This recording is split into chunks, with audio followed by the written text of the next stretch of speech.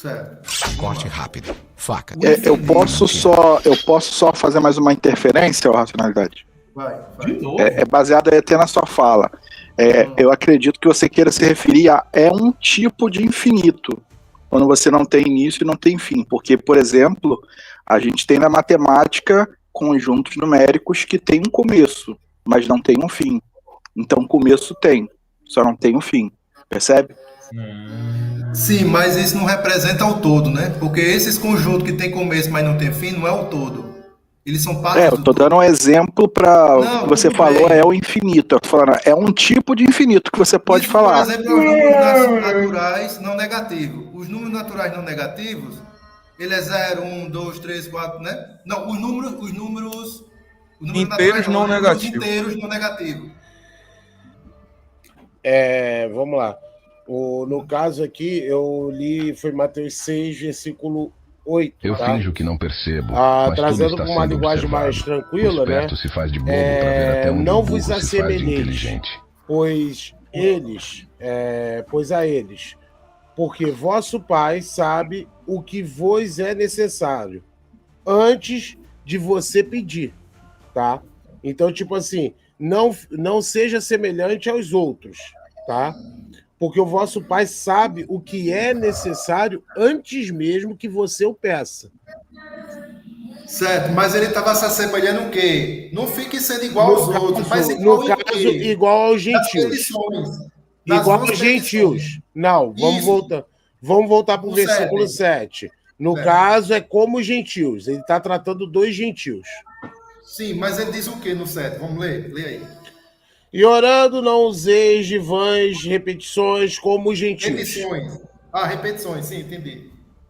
Vamos dizer, pessoas como gentil, que pensam que por muito falarem serão ouvidos. Certo? Isso.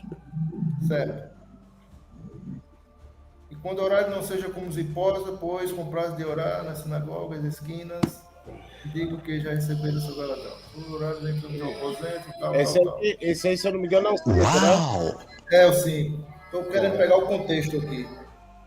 Mas quando tu deres O esmola... contexto é esmola, oração e jejum.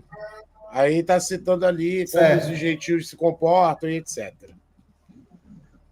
E como é que você saiu daí também para a imortalidade da alma? Eu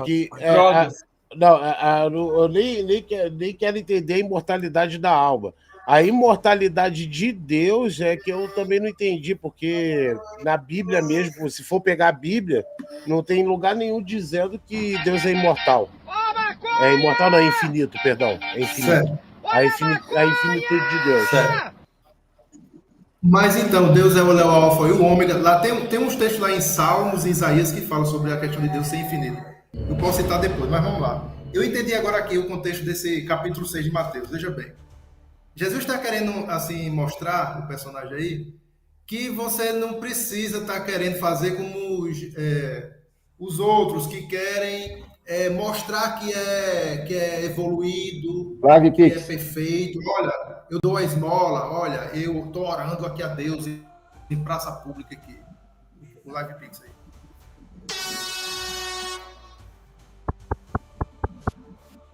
Faraó Integral 1 mandou R$1,23. Jesus foi o primeiro pastor mirim? Sem zoação, pois sou cristão e sigo o caminho do mestre. Notei que melhorou Leonardo, e Jonatas leva a vida menos a sério, nem tudo é exato. E do que eu sou o Mário. Obrigado aí, Faraó Integral. Faraó. Já sabemos aí que ele é o Mário, e obrigado aí pela sua doação. Sim, eu tô melhor, obrigado pela sua preocupação também, já tô melhor, obrigado. Agora, Mário tem vários, né? É o Mário do Armário, era que fazia Live Pix aqui direto. Então, ele só mudou o nome, agora é Faraó Integral. Não, mas então, no capítulo 6, Jesus está querendo mostrar assim: não seja vaidoso, não seja amostrado. Não seja uma pessoa amostrada. Mostradinho. Entendeu? Não queira se apresentar, né? Querer se destacar como importante, né? Como esses que oram em praças públicas, né? Dizendo, Deus, Deus. Esses que dão esmola na frente dos outros para poder o povo olhar para eles assim, esse é o cara, esse aí ajuda. Né? Ou aquele que diz que está fazendo jejum, né? Para poder se sentir o santo puro. Isso aí realmente é o Gente, exemplo. não recebeu verdade. O verdade chegou. Então tá, então deixa eu receber o verdade. Obrigado aí. Grande! O imune! O perseguido! Verdades claras! Boa noite, Léo. Boa noite, bancada aí. Boa noite, todo mundo do chat aí. Uma satisfação estar com vocês aqui, tá bom? Mais uma oportunidade, mais uma live. Sabe que essa bom, pode seguir aí. Minha, né? Você é um querido, um queridão. Cale-se, você me deixa louco! Então, Jesus aqui está querendo advertir a você não querer ser perfeito nas aparências, ser vaidoso, se sentir superior aos outros. Entendeu? Ele já justamente está querendo dizer isso, que você não queira se sentir melhor que os outros. Entendeu? Porque você fez um jejum, porque você deu uma esmola, porque você está orando ali. Então, não queira se sentir especial, privilegiado. É isso que ele está querendo dizer. Não faça o que... Vou ter que discordar de você, racionalidade. Esse tipo de atitudes. Vou ter que discordar. Vou ter que discordar de você. Porque, sim, se você pegar do 1 até o... mais ou menos aqui, pode pegar até o 6, aí dá esse contexto aí que você está falando, entendeu? Mas se a gente pegar do 1 e passar do Pai Nosso aqui, entendeu? Nós vamos ter outro contexto, que é o contexto da individualidade, a separação entre os gentios, tá? E os judeus, ok? Se alguém entender melhor até de Bíblia do que eu aí, e quiser me corrigir, fique à vontade, tá? Mas até o presente ponto aqui, no 8 nós já vamos ter não vos assemelheis. Aqui é uma frase base. Aqui a gente tem não vos assemelheis, pois a eles. Porque vosso Pai sabe o que vos é necessário antes de você pedir. Então, o que acontece aqui? Você não tem que se assemelhar a essa descrição toda aqui de cima, certo? Não se assemelheis aos gentios. Não é, não, eu tenho que ser uma pessoa melhor, tal, que não sei o que, não, é para você não se assemelhar. Gente, mas vocês todos são gentis, que não se assemelham aos gentios, vocês são não, gentis. Eu tô querendo dizer o que tá escrito aqui, Marcelo, eu não tô falando que isso é para mim, não, mas não é para mim, não, entendeu? Eu tô falando aqui, isso aqui é palavra para um judeu, de judeu para judeu, de judeu para judeu. Então, o que eu só tô querendo colocar o ponto, que como ele trouxe, né, por várias vezes Jesus como ele trouxesse ali a revelação do tudo é uma coisa só, tudo é uno, tudo não sei o que, tudo não sei o que lá, para Jesus não era assim. Porque querer pegar isso aí, quem não é judeu, para botar em prática, tá lascado, que ele tá falando para não se assemelhar justamente a quem não é judeu, pô. Isso aí, entendeu? Então... no pé, porra. Isso aí. Então é basicamente isso que eu quero dizer. Obrigado, Marcelo. O que ele diz aqui no versículo 1? Guardai-vos de fazer a vossa esmola diante dos homens, para seres vistos por eles. Ou seja, pare de querer se destacar diante das pessoas, de querer ser visto, de se sentir o melhor, o super. Entendeu? Essa vaidade, esse sentimento de superioridade, ser especial, ser o máximo. Né? Aí o que acontece? E orando não useis as repetições como os gentios, que pensam que por muito falarem serão ouvidos. Não vos assemelheis, pois, a eles, porque vosso Pai sabe o que vos é necessário, antes de vos perderes. Então, veja bem. Essa questão aqui de pedir, por exemplo, como eu ia falar, o infinito é aquilo que é tudo simultaneamente. Tá certo? Não pode existir nada diferente daquilo que é infinito. Porque infinito é o que é ilimitado, não é finito, não tem limites. Então, se existir algo além, depois do que é infinito, o infinito já passa a ser finito, limitado, já não será mais infinito. Então não pode haver nada além do infinito. Então, Aquilo que peraí. é infinito Não, é pô, aí tão... não, pô, a racionalidade, mas aí você me complica. Calma, não, só um momento, eu vou chegar onde eu quero. Tá. Então, eu vou chegar onde eu quero Não, chegar, sim, só sim. uma introdução. Então, veja bem. Você não pode pedir, querer ser algo que você já é.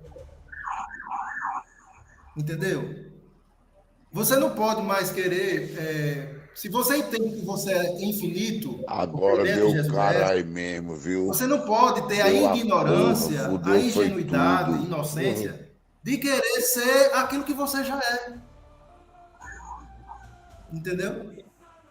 Então, quando a gente entender essa ideia de infinitude, que em outras passagens aqui desse Novo Testamento vai chamar de plenitude, que pleno é aquilo que é total, de totalidade, você vai parar de querer pedir, porque pedir representa um estado de carência, um estado de insatisfação. Eu não estou satisfeito, para eu ficar satisfeito, eu tenho que conseguir algo. Então, quando você entender que você já é o todo, que você já tem essa plenitude dentro de você, então você já vai se sentir em um estado de estar completo. Você não precisa chegar a lugar algum, como o próprio Verdades Claras cita muitas vezes, e você não precisa ter nada, porque você já tem tudo. Você já é tudo, você é o todo, e logo você tem tudo, porque você é pleno. Então, todas essas mensagens aqui vai estar dentro dessa ideia. Pode falar aí, fica à vontade.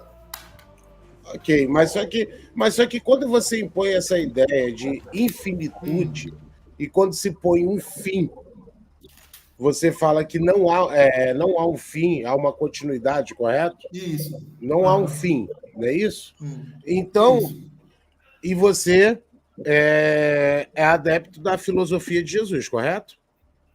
Sim, do amor, né? O amor é aquele que aceita sem condições. Ou seja, tudo é parte de um mesmo corpo, tudo é igual. Tá bom. Não há separação. Então, dentro das questões, no caso de Jesus, tá? Nós vamos ter ali a passagem para o reino dos céus. Ok? Então, você morre, você vai para outro lugar. Então, tem uma finitude aqui na Terra. Segundo o próprio Jesus, a vida aqui, ela termina. A vida carnal, ela termina. Tá? Ela termina. Você passa para um outro lugar e você continua a sua vida nesse outro lugar. Ela é finita. Isso vai contra aquilo mesmo que você está falando. Não, então, veja bem. Porque, tipo assim, como eu falei antes, volto a me repetir, peço até perdão pela repetição. Dentro da hermética, tal, dentro da filosofia a qual você colocou, funciona. Concordo contigo, já cansei de escutar você falando, eu entendo que funciona dentro disso daí. Mas quando a gente passa para cá, já não funciona mais. Pegar algo daqui como exemplo já não é mais funcional para isso. Não tem como funcionar aqui. Porque aqui tem início. Marçal tá aí, Marçal é judeu, eu sei que ele sabe falar hebraico, tá? Marçal, por gentileza, você sabe me dizer o que está escrito no versículo 1 de Gênesis? The King the Power. Sabe, Marçal? Versículo 1 de Gênesis? Isso. Bereshit bara Elohim et hashamayim ve'et haaretz. Então, e o que isso quer dizer? Em princípio, criou Deus os céus e a terra. Então já temos o início. Tudo que há um início, há um fim. Putz! Não há como haver um início. Então, no versículo 1 desse conjunto de livros, porque a Bíblia é um conjunto de livros, no versículo 1 da conhecida Torá, que é o Pentateuco, os 5 primeiros livros, já derruba por terra o não tem início e não tem fim, porque aqui houve um princípio. Então, não há como usar isso. Então, você está indo pela literalidade, Leonardo. Você está indo pela literalidade. Não, só um minuto. Não é literalidade. Eu não estou espiritualizando o contexto. Até porque... Não, é o contrário. Você não está espiritualizando, é isso que eu estou dizendo. Então, mas é o que eu acabei de dizer, eu não estou espiritualizando. Mas tem que espiritualizar, sim. Não tem. Isso, você tem que espiritualizar. Será que eu posso dar uma palavrinha? Você tem que deixar o texto filosófico, é isso que eu estou dizendo. Você está indo para a literalidade. Não tem como, porque... Eu vou deixar você dar a palavrinha, tá, Jonathan? Perdão aqui, deixa eu só colocar esse ponto, porque não tem como você espiritualizar um texto aonde quem detém o texto não o espiritualiza desse jeito. Quem detém, o povo que detém esse texto, que é deles, eles não vão espiritualizar o texto da maneira que a gente vai querer espiritualizar. Entendi. Hã? Como é que você sabe disso? Que porque a religião judaica não espiritualiza. Porque a religião está aí, é a religião judaica. Não, mas olha, tem entenda, todas essas religiões, essas filosofias, tem uma vertente esotérica. Não. A vertente exotérica, calma, só um momento. É justamente essa visão literal, que é o judaísmo. Mas o judaísmo... Ô, Jonathan, assim que quiser, pode botar a tua palavra. Esses textos têm a vertente... Gente, eu tô saindo aqui, eu vou fazer uma garrafa... Vou fazer uma garrafa de café e me preparar para a live do Adão. Um abraço a todos aí. Fica aí, Verdades. Os exegetas... O negócio que o Verdades já entrou e não falou nada até agora, né? Por isso que ele saiu. De novo, ele não conseguiu falar, pô.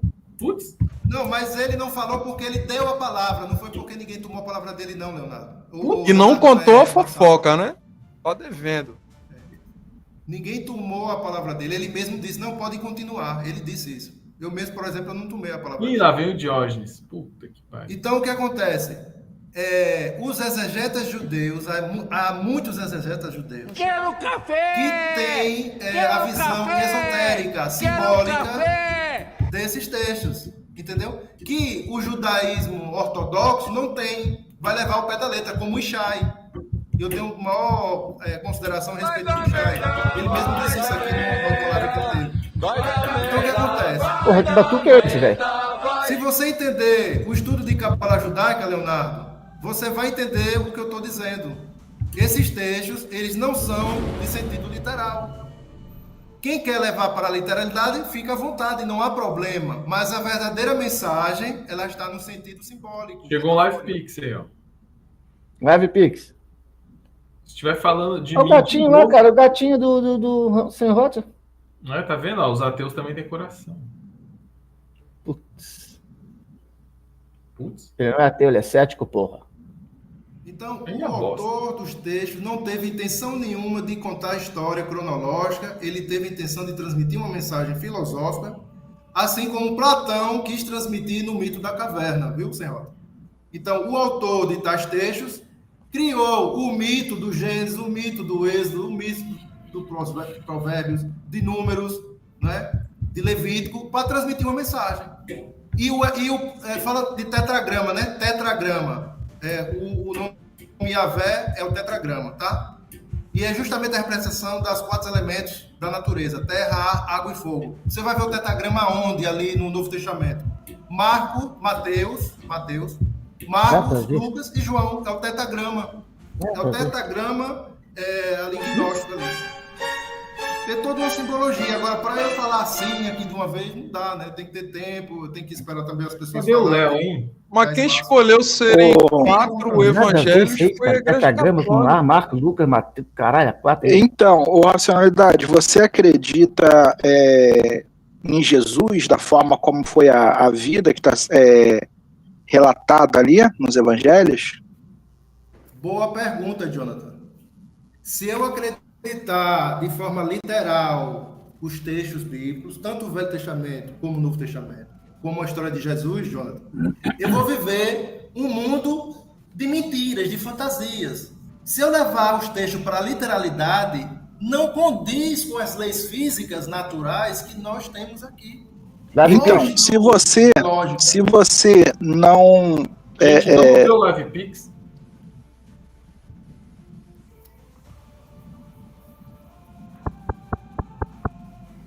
Faraó Integral 1 mandou R$1,34.